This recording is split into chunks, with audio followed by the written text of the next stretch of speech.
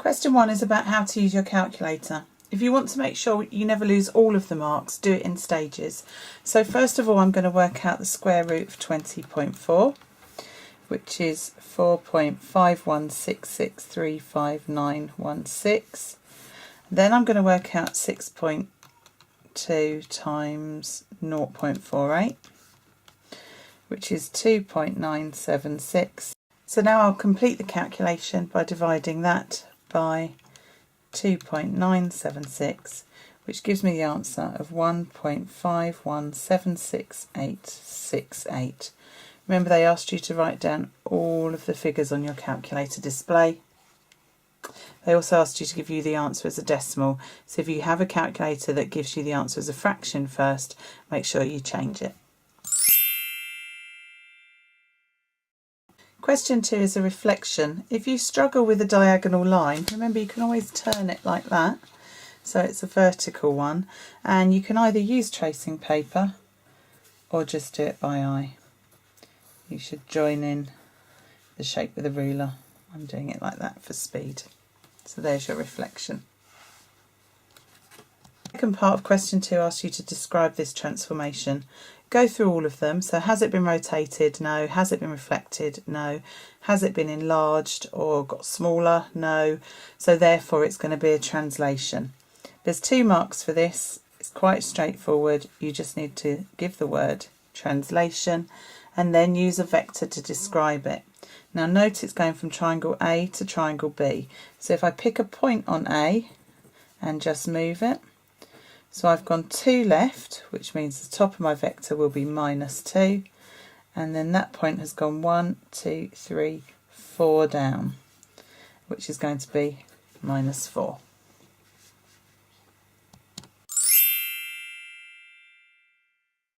Okay, next question is about Fred buying boxes.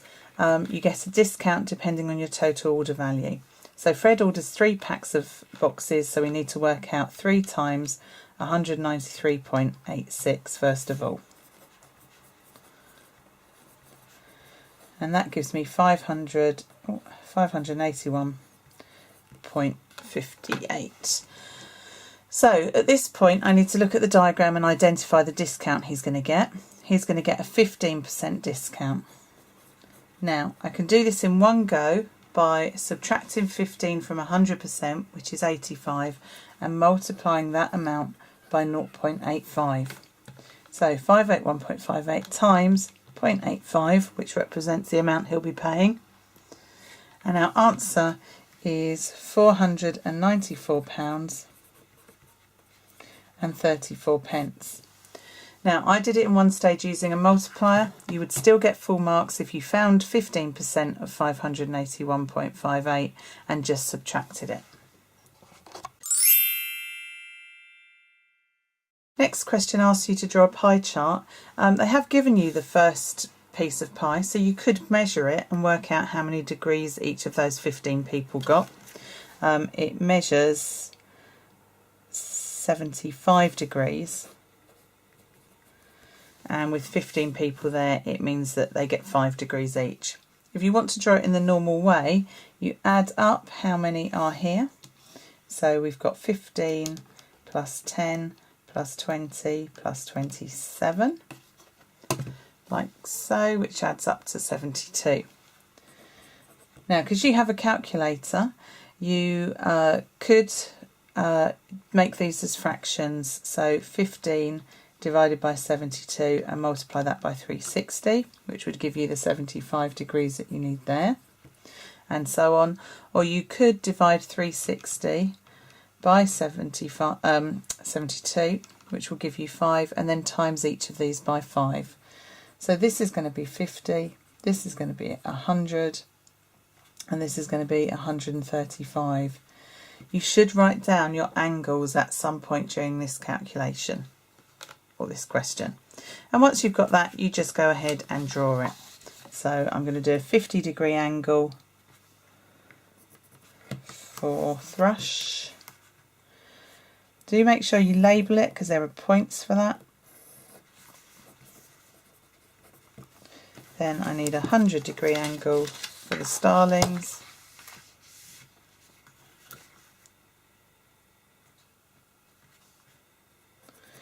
and what's left should measure 135, and I'm just going to check that it does because I don't want to lose marks if I've measured one of my other angles wrong.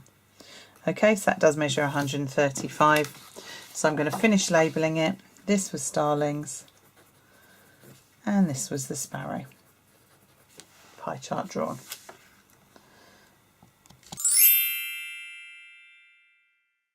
Next question is on speed, time and distance.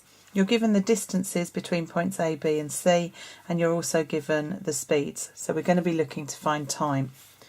There's a nice formula triangle to help you with this, and you need to remember sausages don't talk. Now if we've been given the distance and the speed, we're going to be using time to find it. So time is going to equal distance divided by speed. So from A to B, Aisha drives at a speed of 50 miles per hour and she's gone 25 miles. So we're going to have 25 divided by 50, which is 0.5. Now in terms of time, because we're going in miles per hour, that's 0.5 of an hour or half an hour. So in minutes, and I'm just going to put what you could do with this, you just times that answer by 60, which would give you a 30-minute answer. Okay, most of you will know what half an hour is. Now for the second part of the journey from B to C, she's actually driving a bit faster. So at this point, she's still doing the same distance of 25 miles, but her speed is 60 miles per hour. So for this one, we're going to do 25 divided by 60. And you'll see that the answer is 0.416 recurring. Now remember, you need to convert that decimal back into minutes, and you do that by timesing it by 60. So if I times that by 60, I get 25 minutes. So let's just go back and check what they were asking us in the question. Work out the difference in time Aisha takes to drive from A to B and the time it takes her to drive from B to C. Give your answer in minutes. So all we need to do is look at the difference between these two times, and you can see that there's a 5-minute difference.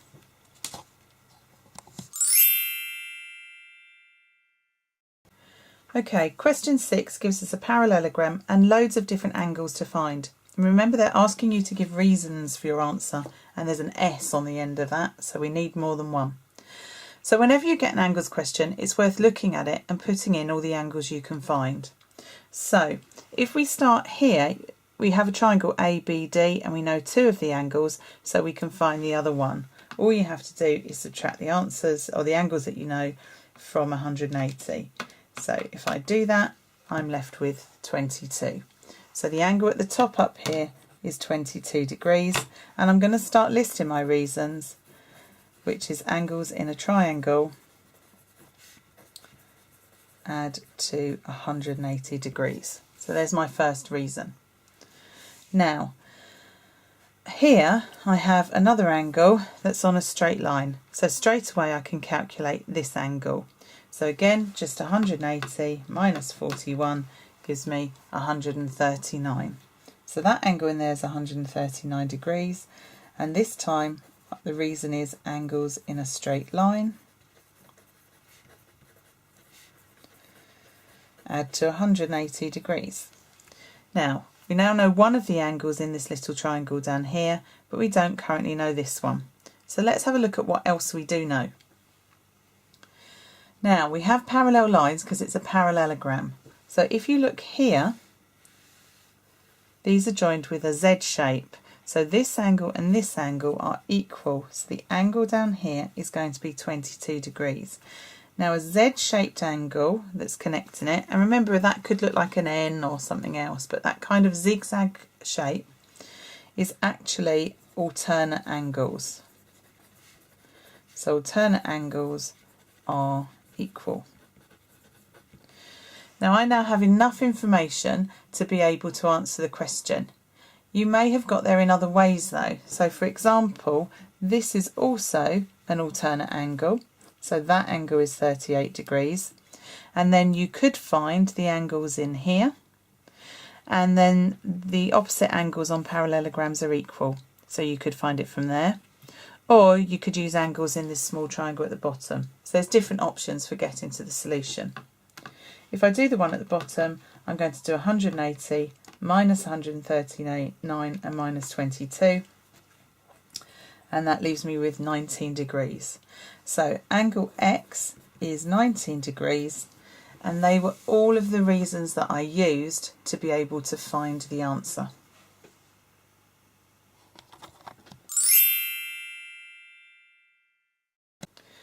On question 7, I'm given the weight of 160 centimetres of gold wire and asked to find the weight of 210.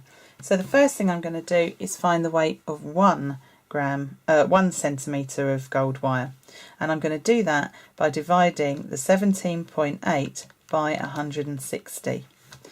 So 17.8 divided by 160 gives me 0.11125. That's the amount per centimetre. So all I'm going to do now is times that by 210, which I'm going to leave in the calculator. So times 210, and here's my answer. It's going to weigh 23.3625 grams. I haven't specified any rounding, so this is acceptable.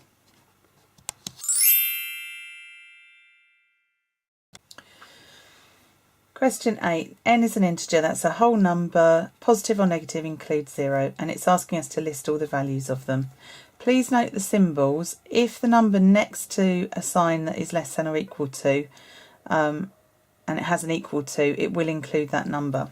So I'm going to start with -1, 0, 1, 2, 3, and this symbol says it can't equal 4, so I've now listed all of them.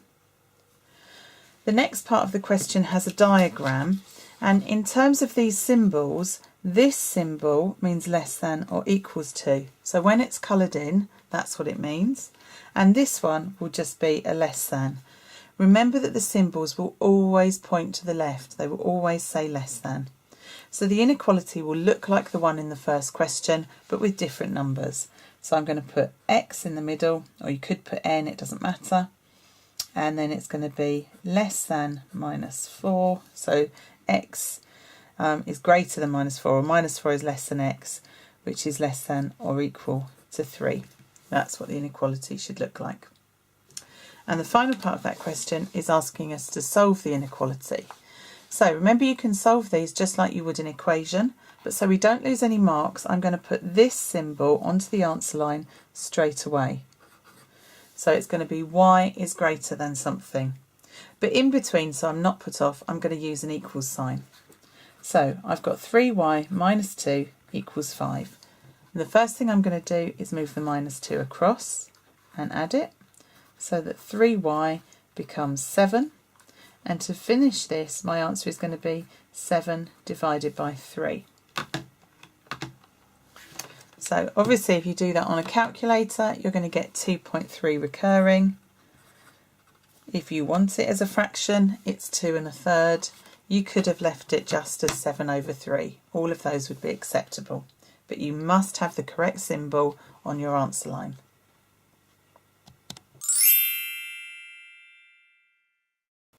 Question 9 asks you to find the median. You can do that by crossing numbers out, but you have been told how many plants there are. There's 31, so you can find the position by doing 31 plus 1 and halving it. So half of 32 is 16, and our median will be the 16th piece of data. You get there by counting the leaves in order. 1, 2, 3, 4, 5, 6, 7, 8, 9, 10, 11, 12, 13, 14, 15, 16. So this is where my median lies. And don't forget the stem, my median is 32. Now the second part of the question asks you to find the interquartile range. Now the quartiles are going to be the medians of either half of the data. So in this case we've taken out the middle one, and you could at this point use the crossing out to help you get to the middle. So I want the middle of the lower half of the data. Remember to go in the right direction from one side. You want numbers that you're moving towards the middle. Okay, so there's my lower quartile, it's 21. And to find my upper quartile,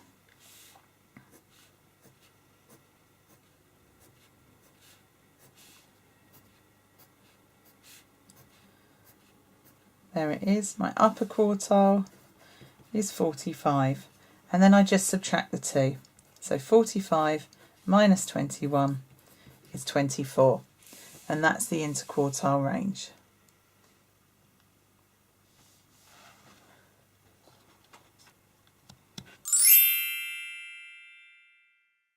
Now question 10, there were lots of ways to get to your answer. You needed to find a comparable price per for the same unit. So either 2 UK prices for a litre, 2 US prices for a litre, 2 US prices for a gallon, 2 UK prices for a gallon. So one way or the other, you need to find 2 comparable pieces. So I'm going to start off, I'm going to work out how much in pounds a US gallon will cost. And I'm going to do that by timesing 1.24, so £1.24 by 3.79, which will give me a pound price for a US gallon.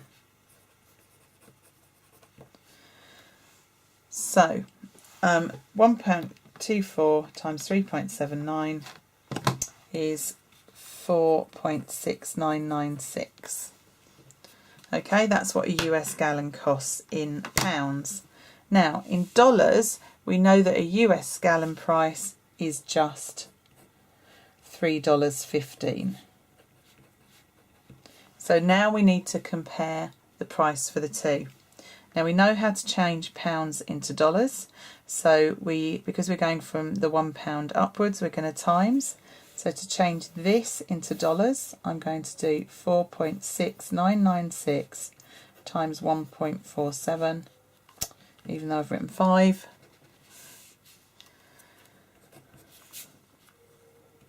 And see what the dollar price is. So 4.6996 times 1.47 equals 6.908.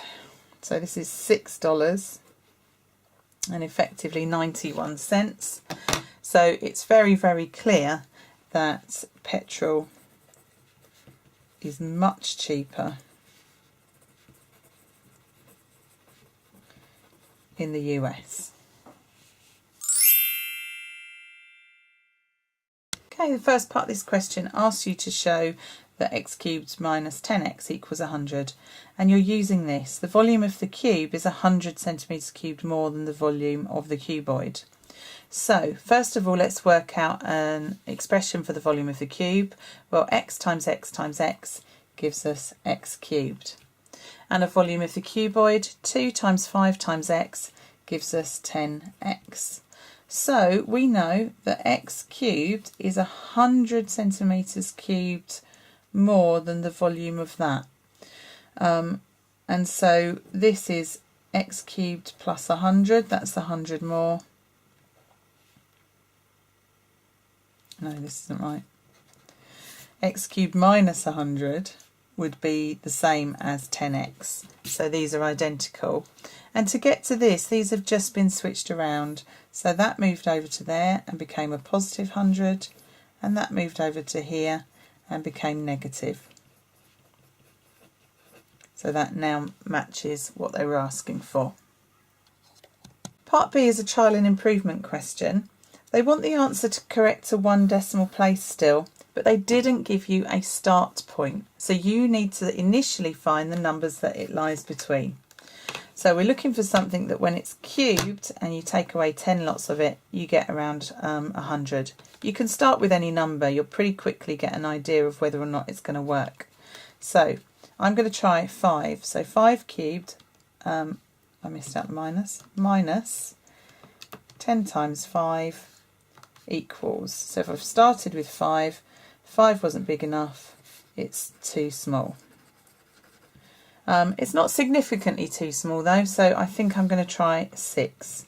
So just going to leave the numbers in my calculator and go back and replace them with 6.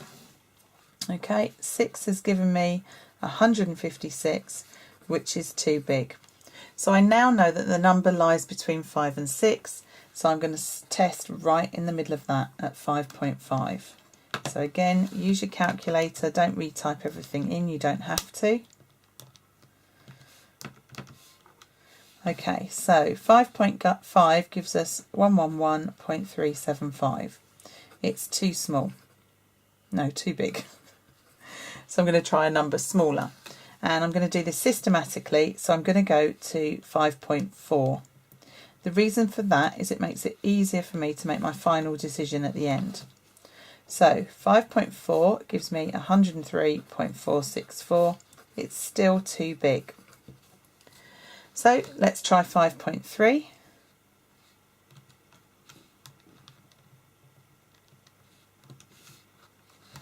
And 5.3 gives me 95.877, which is too small. So I now know it lies between 5.3 and 5.4, so my final test is the midpoint. So I'm going to test 5.35, and my answer comes out as 99.630. This is also too small. So if I look at my final three tests, I've got big, small, small, so I'm going to pick the odd one out, which is 5.4. This is because the number must be closer to 5.4 than to 5.3 if that midpoint was also too small.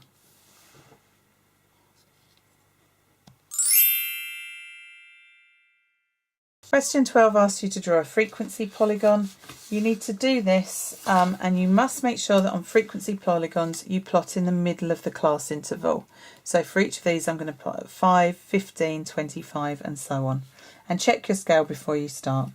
So we're going to start with 4, followed by 8, then 14, then 16, then 6, and then 2. So there's the points plotted, but to get the mark you must join them up with a straight line, not a curved line.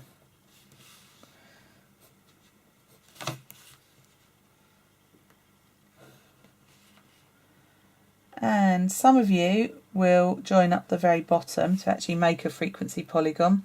It doesn't matter if you do or if you don't, but that's what a frequency polygon should look like. The second part of the question asks for the modal class interval. A modal class is just the mode when you actually have class intervals.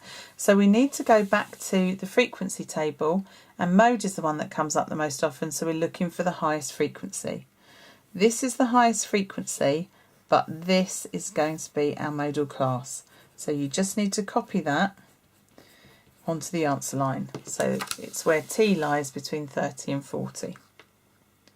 Finally, the last question brings in a bit of probability, and it asks you to work out the probability that the office worker took more than 40 minutes to get to the office. So probabilities, we need to know how many people or workers were there, and then how many of those took more than 40 minutes. So let's go back to this table.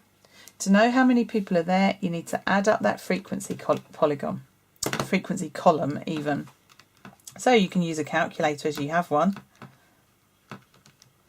and that all adds up to 50. And then we need to work out how many people took more than 40 minutes to get to work. Well, everyone up until this point took less than 40 minutes. So more than 40 is just these people, of which there's a total of 8. So the probability that the office worker took more than 40 minutes to get to work is going to be 8 out of 50. You can convert that, so you could have made it 0.16, you could have turned it into a percentage as 16%, but probabilities must be given as a fraction, a decimal or a percentage, and often the fraction's easier.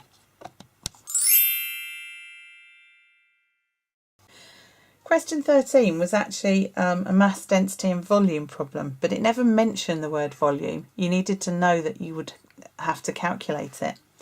So they talk about mass and density. So this again has a handy formula triangle, which my last year's year 11s remembered by don't mention Viagra. So they got them in the right order. Now we know the density we're looking for the mass. What we don't have is the volume. However, it's easily found. And remember, for a prism, there's a little reminder on your formula sheet of how to find the volume.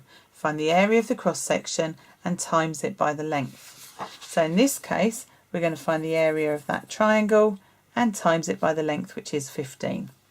So the area of the triangle is going to be 12 times 5 divided by 2, which is 60 divided by 2, or 30. And then we're going to multiply that 30 by 15.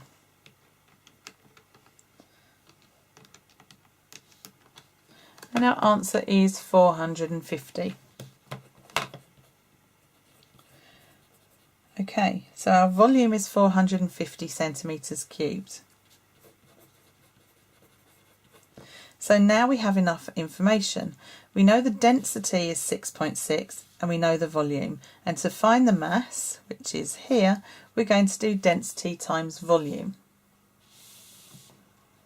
So the density is 6.6, the volume is 450, and we're going to multiply those two together, which gives me the answer of 2,970 grams. And that's your answer.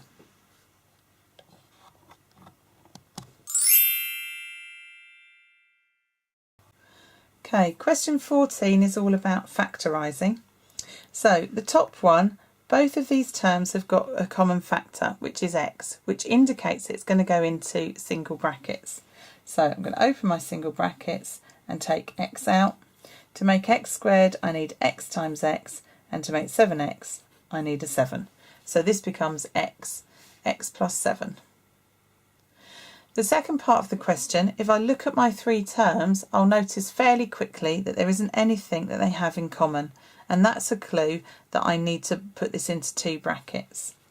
Now, there isn't a number in front of y squared, so I know that the brackets are both going to begin with y. To find out what these parts will be, I need to look at the numbers in the original expression. And I want numbers that multiply to make a positive 16 and that add together to make minus 10. So in this case, both of these numbers must be negative, because that's the only way I'm going to get a negative answer there and a positive one there. So minus 2 and minus 8 would give me positive 16, and if I added them, I'd get minus 10. So my solution is y minus 2, y minus 8. For the last part of this question, you're asked to factorise again into two brackets, but this time it's more difficult because you have a number in front of t squared. So these start in a slightly different way. So the first thing I'm going to do is multiply the two numbers on the end, which are the 2's. So 2 times 2 equals 4. I then need to look for factors of 4 that add to make 5. Well, 2 times 2 would add to make 4, and the only other factors of 4 are 1 and 4, which do add to make 5. So I'm going to put those back in the middle. So I keep the outsides, the 2t squared, and then I'm going to have plus 4t plus 1t, which have come from here, plus 2. Now at this point I draw squiggles down the middle and I factorise either side into a single bracket. Now over here they have a 2 and a t that are common, so I'm going to take those out, and left in the bracket is going to be t plus 2, so that when I expand it I'll get 2t squared and 4t. Now this bracket should be the same, and the only thing I need to add to make sure that when I expand it I get 1t plus 2 is a positive 1. So to finish this, one of these brackets will be in my answer, t plus 2, but the other one will be made up of the bits that are currently on the outside, so 2t plus 1.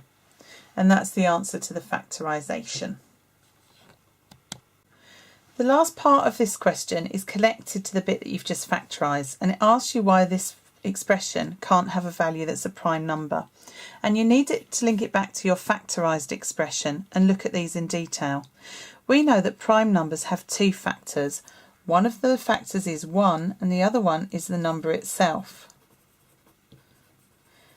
Now that means that within this expression, one of these brackets needs to be 1. So let's have a look at this. 2t plus 1. You're already told that t was a positive whole number. So the smallest positive whole number is 1. So 2t plus 1, the smallest value of it would be 3. That is bigger than the number of itself. So this can't equal 1. T plus 2, well again the smallest positive whole number is 1. So the smallest number that can be is 3. So it also can't equal 1. And because of that, this number can never be prime because neither of its factors could be 1.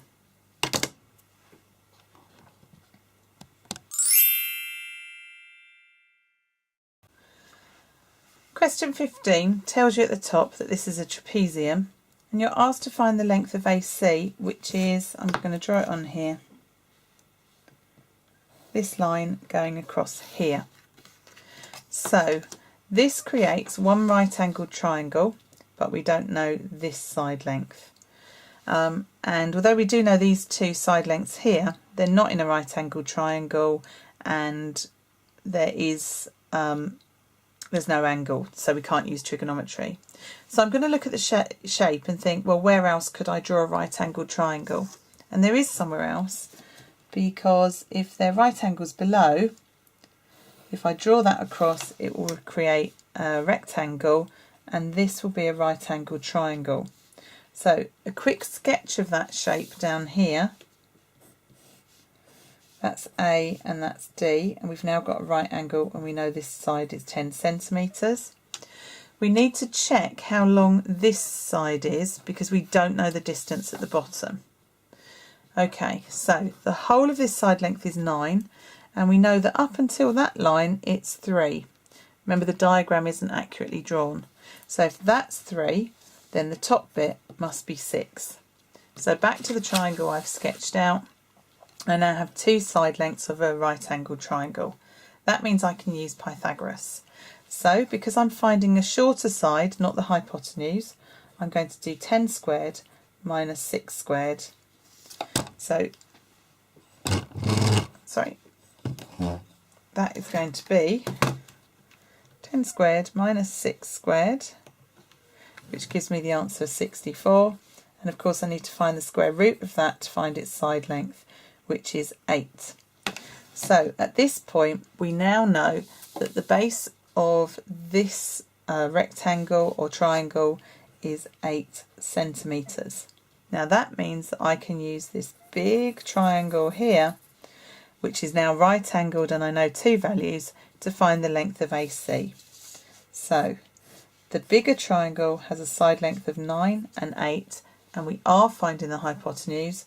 So this is going to be 9 squared plus 8 squared, which is 145. And then you need to find the square root of 145 to find that side length. So that is 12.04159. You're asked to give your answer correct to 3 significant figures, which is going to be 1, 2, 3. So the final answer is 12.0.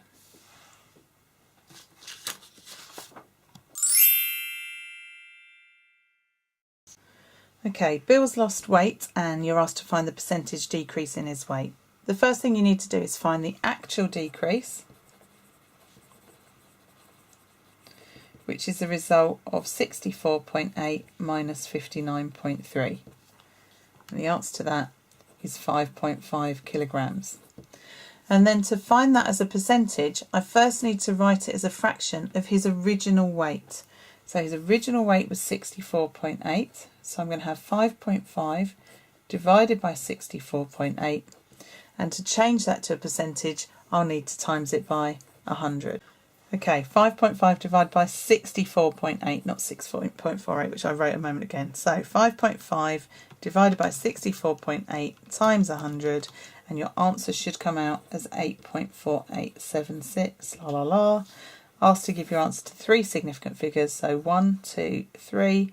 This rounds it up, so 8.49%.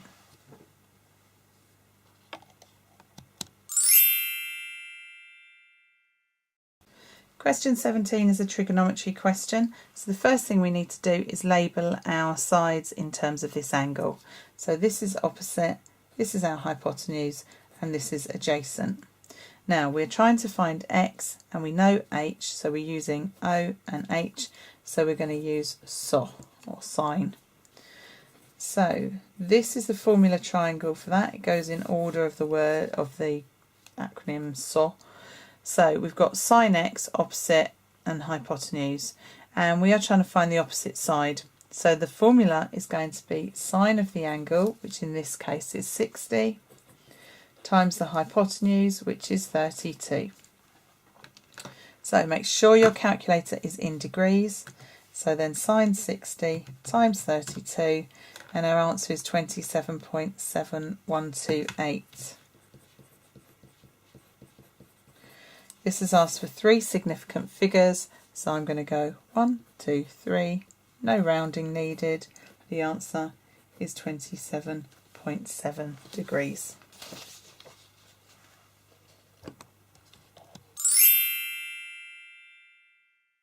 Okay, first part of this question asks you to complete the table for these values, and it's found, y is found by doing 6 divided by x. Your x values are given in the top row. So we'll start with 6 divided by 0.5, which gives me 12. Then I've got 6 divided by 3, which is 2. 6 divided by 5, which is 1.2. So they're all the values put in.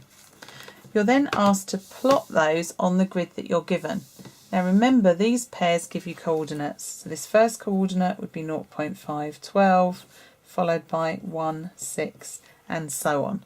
So you need to plot these onto this grid. So 0.5, 12 is going to be here, then 1, 6, 2, 3, 3, 2, 4, 1.5, 5, 1.2, and 6, 1.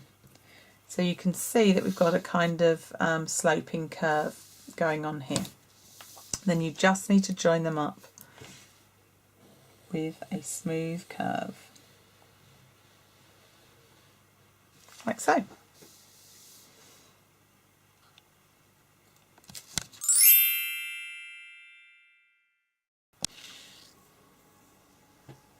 Question 19 is a ratio question, but it's got a bit of standard form put in there as well. So at the moment you're told that the distance in metres is equivalent to the distance in real life, which is 8 times 10 to the power of 8 kilometres. Now when dealing with ratios, if your units are different, you must change them. So I'm going to change this by timesing this side by 1,000, so it's now in metres. You can do that on your calculator, so remember to use this button to be able to enter things in standard form. So I'm going to have 8 times 10 to the power of 8, and then I'm going to times that by 1,000, and the answer is 8 times 10 to the power of 11, and that's now in metres. So I've got 16 metres to 8 times 10 to the power of 11, and that's also now in metres. So if I want to write it in the form 1 to n, so 1 to whatever else, I need to work out what I've divided by to get to there. Now obviously to get from 16 to 1, I just divide by 16, and I need to do the same on the other side. So I can do that on the calculator. So I've still got 8 times 10 to the power of 11 in there. So I'm now going to divide that by 16, which gives me the answer 5 times 10 to the power of 10. And that's your solution, 1 to 5 times 10 to the power of 10.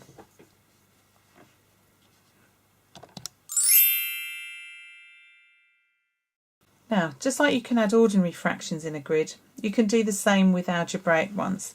So I'm going to draw the grid, like so, and then write the first fraction down here, so that's going to be x plus 1 over 2, and the second fraction at the top, x plus 3 over 3. And then I put a kiss in the box because I love maths. Now, each of these get filled in by doing a multiplication. So this is going to be the result of 3 times x plus 1. So I've written it there with a bracket to remind you that you must multiply everything in that bracket by 3. That will give us 3x plus 3. Down here we'll have 2 times x plus 3, again as a reminder, which gives us 2x plus 6. And finally just 2 times 3, which is 6. Now this bottom right hand corner always gives us the denominator, which is why I've written a d in it. So our fraction when simplified is going to be over 6. And then what we need to do is add up the bits that are in here. So I've got 3x plus 3 and I need to add 2x plus 6 together. Well, 3x plus 2x is 5x and 3 plus 6 is 9. So the top of the fraction is going to be 5x plus 9.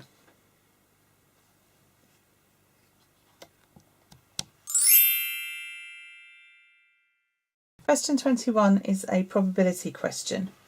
Jim's going to take some tiles from this group, but note he doesn't replace the tile, so your probability will change on the second choice. Now you could draw a full probability tree for this, but bear in mind you're only really interested in part of it. So we're looking at what would happen if both tiles had a 1 on. So I'm going to start the probability tree. So we've got 3 different numbers that could come out on the tiles, 1, 2 or 3. And they're all out of 7, so all our probabilities will be out of 7. And if we look at them, there's 2 with the number 1, so that's probability will be 2 out of 7, 3 with a 2 and 2 with a 3.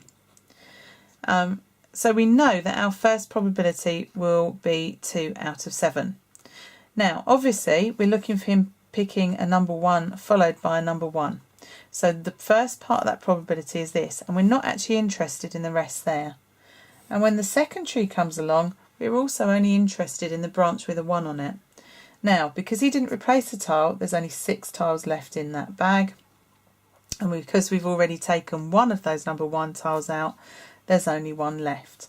So this is the branch on the tree that we're interested in. And we always multiply along the branches. So our question is going to be 2 over 7 times 1 over 6. And remember, you do top times top and bottom times bottom. So our answer is 2 out of 42. Now for the second part of the question, we're looking at the second tile having a number bigger than the first tile. Now this means we're not interested in a 3 coming up the first time because there's nothing bigger than that. So we're only going to draw the beginning of our tree, which we did already, which had a 1 and a 2, and we've got 2 out of 7 and 3 out of 7. So obviously for the 1, the bits that could result in a greater tile the second time would be a number 2 and a number 3. And if you got a 2 the first time, the one that would be of interest would be a 3. So I've only got a partial probability tree drawn. Now, if I took a 1 out, remember all of the probabilities on the second branch are going to be out of 6 because we've already taken a tile. So we haven't taken any 2s, so they remain the same. There were 3 2s in the pile, so there's still going to be 3 there. And there were 2 3s in there, and there's still going to be 2 there. And for the second part, there are 2 3s in there like so. So that's what our tree looks like, and you then need to work out your probabilities. So each of these paths would result in a solution that met that criteria. The second tile was bigger than the first one. So along the first path, we've got 2 over 7 times 3 over 6. On the second path, we've got 2 over 7 times 2 over 6. And on the last one here, we've got 3 over 7 times 2 over 6. So we're going to calculate each of these and then add them together to find the total probability of getting a larger number on the second tile. So this gives us 6 out of 42, then 4 out of 42, and then 6 out of 42. Don't simplify your fractions because otherwise it will make it more difficult to add. Because they all have the same denominator, I can just add the numerators, which gives me 6, 10, 16. So the answer to this question is 16 over 42.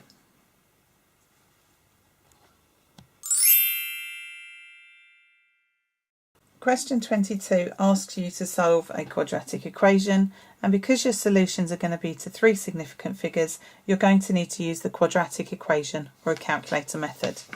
The quadratic equation is given on the front of the sheet, and it even tells you where the A, the B and the C come from to substitute in. So the equation is minus B plus or minus the square root of b squared minus 4ac all over 2a. Your a, b and c values come from the numbers in front of x squared, x and the number on its own. So in this case a is going to equal 2, b will equal 9 and c will equal minus 7. So now I substitute these in. Because b is positive, in here it's going to become minus 9 plus or minus the square root of 9 squared minus 4 times 2 times minus 7 all divided by 2a, which is 2 times 2. So I need to start working out different parts of this, and some calculators, if you can use them well, you can enter it in one go. For some of you it might just be worth taking your time. Okay, so now I'm going to start working out different sections of it. Next line of working, we'll start minus 9 plus or minus, and then I know 9 squared is 81, and I'm going to be subtracting 4 times 2, which is 8, times minus 7, which is minus 56. Do watch your signs on that because this is going to give us an addition at that point. And then 2 times 2 is 4, so I'll be dividing by 4. So this is going to become minus 9 plus or minus the square root of 81 plus 56, which is 137, all divided by 4. And at that stage I run the calculator method twice, once with a plus and once with a minus. So I'm going to enter minus 9 plus the square root of 137 divided by 4, and then minus 9 minus the square root of 137 all over 4. Now if you do this in one go on your calculator, make sure you put brackets around the top. So here we go. Minus 9 plus square root of 137, close the bracket, all divided by 4, gives me 0.6761, and this has asked me for three significant figures, so I'm going to stop at 676. And you don't have to type it all in again. You can go back and delete the plus and put in a minus and just press equals, giving me a second solution of minus 5176. Now that 6 will affect the 7, so it's going to become 5.18, and they're my two solutions. Part B is a little bit nastier. You've got some fractions here, so you've got your y squared parts underneath. So what we're going to do is multiply every single term by y squared and then simplify them. So if I times this by y squared, you'll notice that I have a y squared top and bottom, and they will cancel out, leaving me with just a 2. If I times 9 over y by y squared, I get 9y squared over y, and then one of those y's will cancel down, so it leaves me with 9y. And then finally, if I times minus 7 by y squared, I get minus 7y squared. And of course, to keep the equation equal, I need to times this side by y squared, but that will still be 0. So I now have everything without those horrid fractions in, but I need to rearrange them so my a, b and c are in the right order. So the y squared goes first, so I'll have minus 7y squared plus 9y plus 2 all equals 0. And so my values are going to be a equals minus 7, b equals 9 and c equals 2. I then substitute these into the same quadratic formula. So the formula is minus b So I'm going to have minus 9 plus or minus b squared, which is going to be 9 squared, which I know is 81, minus 4 times a times c. So that's going to be 4 times minus 7 times minus 2. And all of that gets divided by 2a, which is going to be 2 times minus 7. So when I tidy this up, again here, so I've times that by minus 2, it should have been by 2. Here I'm going to have 81 minus a negative 56 again. So actually the top of the equation is going to be quite similar to the one we did before. So this all becomes minus 9 plus or minus the square root of 137. And underneath, obviously, we'll be dividing by minus 14. So I'm going to do those in stages. So I've got minus 9 plus the square root of 137, and because I haven't put brackets around all of it, I'm going to press equals and divide that by minus 14, giving me a solution of minus 0.193, three significant figures again.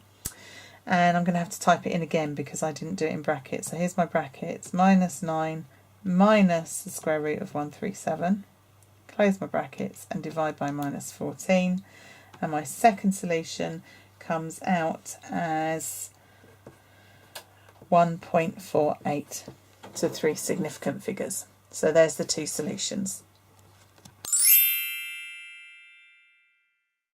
Okay, question 23 is a little bit involved. We're looking to find the volume of this pyramid, and we know that all of the side lengths that are on it are 10 centimetres, but we have some missing information.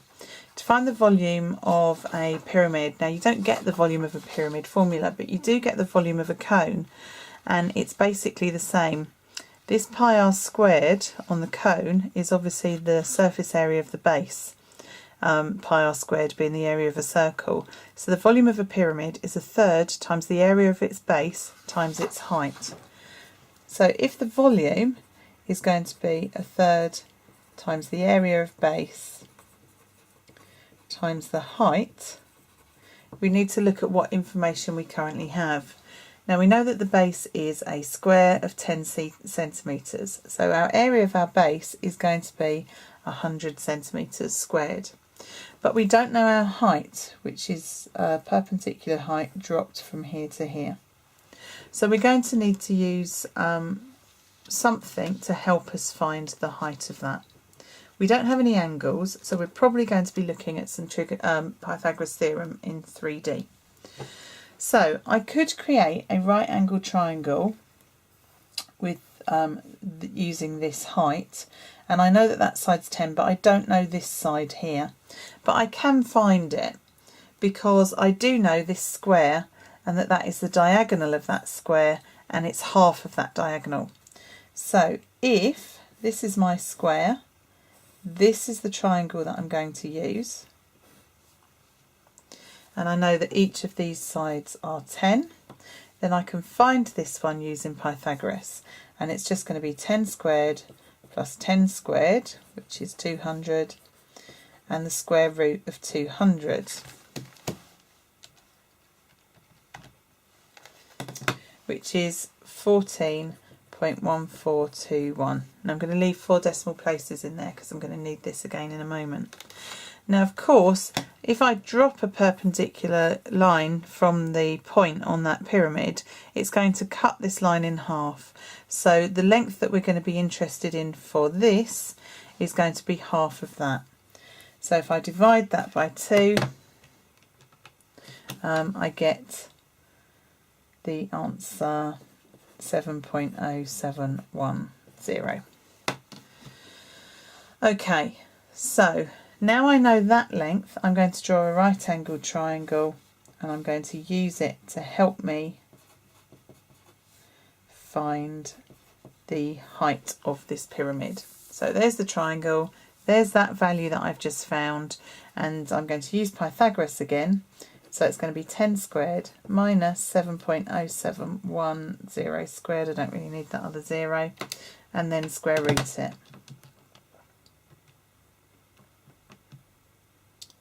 7.071 squared, which is 50, and then we'll find the square root of that, which is 7.0711. So our height is 7.0711, so I can now find the volume by using the formula at the top here. So I'm going to have a third times 100 times this height, which is 7.0711. Answer needs to be correct to 3 significant figures. So to enter a third, I'm going to use the fraction button, and then I'm going to times that by 100 and times that by 7.0711, and that's going to give me the answer of 235.7, which to 3 significant figures will be 236 centimetres cubed. The second part of this question asks you to find the angle that goes between D, A and B. So we're effectively looking at a triangle cut halfway across there. Now we've already looked at half of this triangle, and I have enough information to find this angle here. So because we know it's going to be isosceles, let's use that to help us find the top. So that triangle was down here. So we've got 10 and 7.0710 down there. So let's try and find this angle in here. And because we know this is right angled, we can use basic trig to help us find it. So we'll label up the sides. So this is going to be opposite, hypotenuse and adjacent. So because we're using adjacent and hypotenuse, we're going to use the cosine rule, or the cosine ratio. So this is going to be cos x equals a over h. So that's what our formula triangle would look like, and we're looking for cos x. So cos x is going to be the result of 7.0710 divided by 10,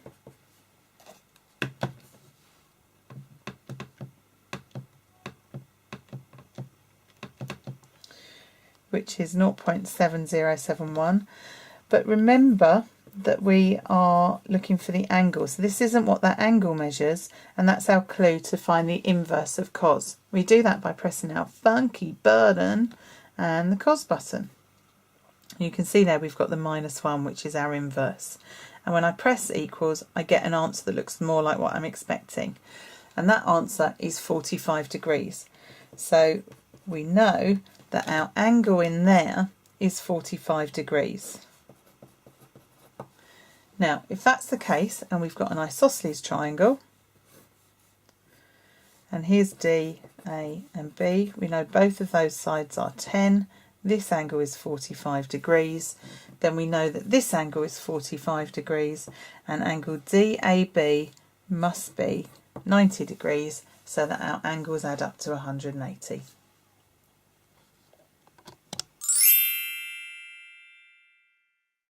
For question 24, you're asked to draw a histogram. Histograms are not just bar charts. The difference between a histogram and a bar chart is that histograms will have frequency density on their y-axis, and the frequency will be denoted by the area of the bar, not by its height. And because of that, effectively, if you look at a rectangle, if our height or length on a rectangle is frequency density, if our area is frequency, and this is our class width, so the frequency times the class width, frequency density times class width gives us frequency, and if you want either of the other two, you need the frequency and divide it by the class width or the frequency density. So that means that we've got our frequency. We can easily find our class width because we've got our classes, so the bit we're missing is our frequency density. So I'm going to work out the class widths just by subtracting these numbers from each other. So 2 minus 0 is 2, and I'll put a little class width bit in there. 4 minus 2 is 2, 8 minus 4 is 4, 16 minus 8 is 8, and 20 minus 16 is 4. So these are our class widths, and our frequency density comes from dividing this by the class width. So 7 divided by 2, 14 divided by 2, 18 divided by 4, 24 divided by 8, and 10 divided by 4. So our answers are going to be 3.5, 7, 4.5, 3 and 2.5. So once we've got those, we're going to draw them. Now, for this one, we need to label both of our axes. On the Y column, we need to go up as far as 7. So I'm going to go 1, 2, 3, 4, 5, 6 and 7. And on our x-axis, we need to go from 0 up to 20.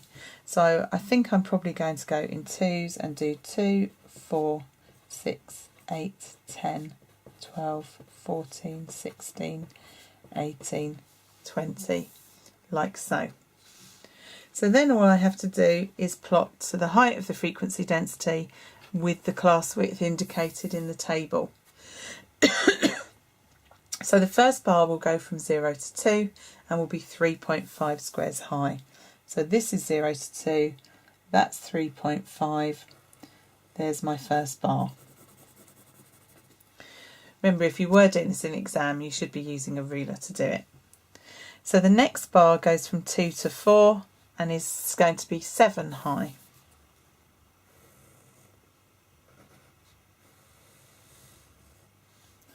So there's our next bar. And then we're going from 4 to 8, so this bar is going to be wider and we're going up to 4.5.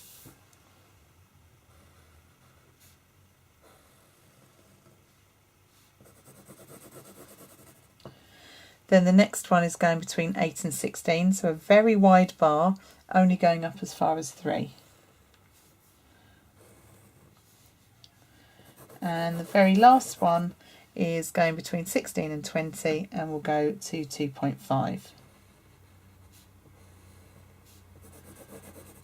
So obviously if you used a different scale, your histogram would look different to mine, but what's important is that your frequency density matched the 3.5, 7, 4.5, 3 and 2.5 that I had.